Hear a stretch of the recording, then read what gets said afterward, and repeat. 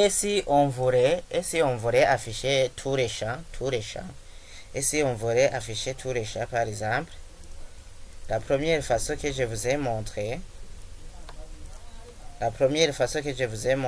non, ici, la première façon que je vous ai montré était de faire une étoile qui signifie all en anglais, qui signifie je vais sélectionner tous les champs. Et voilà tous les champs de la table expert. Je les ai affichés. C'est la même chose qu'ici. Ou bien aussi, songez à mettre aussi, ce n'est pas la seule façon de mettre et de sélectionner tous les chats. Je pourrais les écrire. Par exemple, ici, je vais écrire. Ici, on a mis nos experts. Je vais agrandir un peu. Nos experts. Donc, je vais mettre nos experts. Donc, je vais mettre nos experts. Nos experts. Pour séparer le chat d'un autre, il faut mettre la virgule. Et on a mis aussi nos experts. On a mis nos experts. Virgule.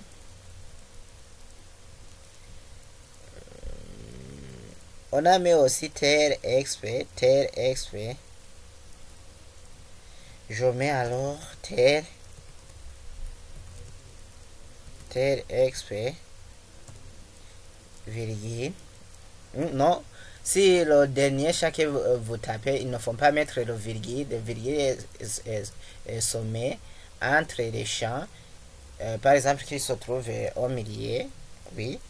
Mais pour commencer, vous nommez, pour le début, on ne met pas le virgule. Et pour la fin, on ne met pas la virgule. Alors, je vais fermer la table expert. Ici, je vais fermer la table expert. Oui. Je vais enregistrer. Et je vais alors afficher cette requête en mode feuille de données. Et voilà. Je viens de trouver. Aussi, on va vérifier quelque chose. Je vais taper les différents noms en minuscule.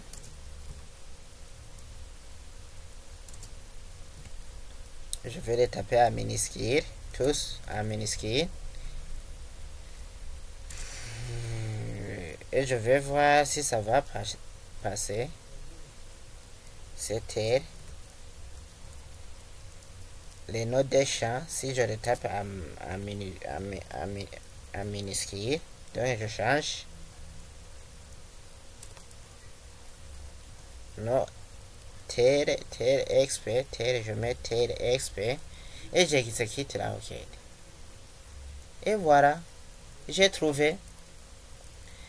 Et si je reviens en SQL, si je reviens en mode SQL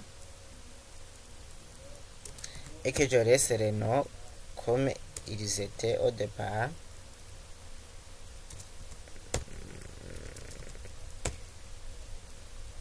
ici,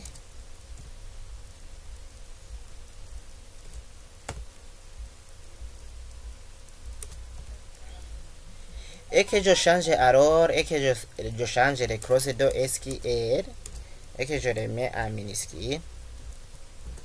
Select from expert et j'exécute. On trouve le même résultat. Et si je vais écrire les requêtes sur différentes lignes, on voit bien ce qu'on fait. Donc, c'est la meilleure façon de le faire. Et je vais aussi changer expert. Je vais l'écrire en minuscule. Et je mets expert. Et j'exécute. On trouve le même résultat. Et si je me trompe sur expert et que j'écris expert et que j'exécute, Donc, le moteur de base de données Microsoft Access ne peut pas trouver la table EXP. Donc, il n'a pas trouvé la table EXP. Donc, il faut bien écrire votre requête. Et si j'écris bien ma requête, et voilà, je trouve le même résultat. On va étudier les différents opérateurs. On va étudier les différents opérateurs par exemple. Mais cela, on verra après. Donc pour le moment, pour le début, je pense que nous tous nous comprenons ce qu'on fait. On va utiliser alors le langage SQL. Ça, c'est du langage SQL. Aussi, si je voulais afficher les différentes instructions que j'ai tapées, si je voulais agrandir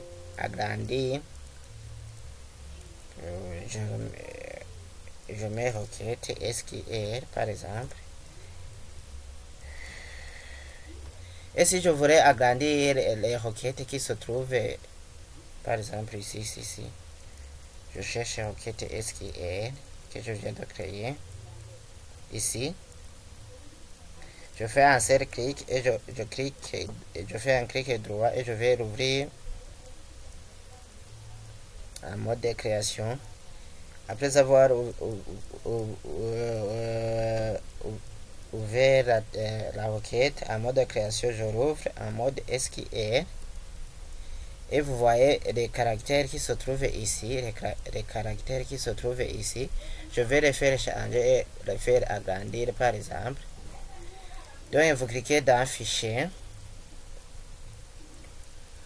Options, cherchez là où c'est écrit Constructeur d'objets. Ici je vais par exemple agrandir un peu, je vais faire 48. Et je peux aussi choisir la police. Donc je laisse la police par défaut, c'est Gorille UI et je clique sur OK. Et si je viens ici sur la requête, je le fais afficher en mode effet de données. Et je vais alors la voir en mode SQL. On voit bien que j'ai changé la taille de la requête que j'utilise. À la prochaine.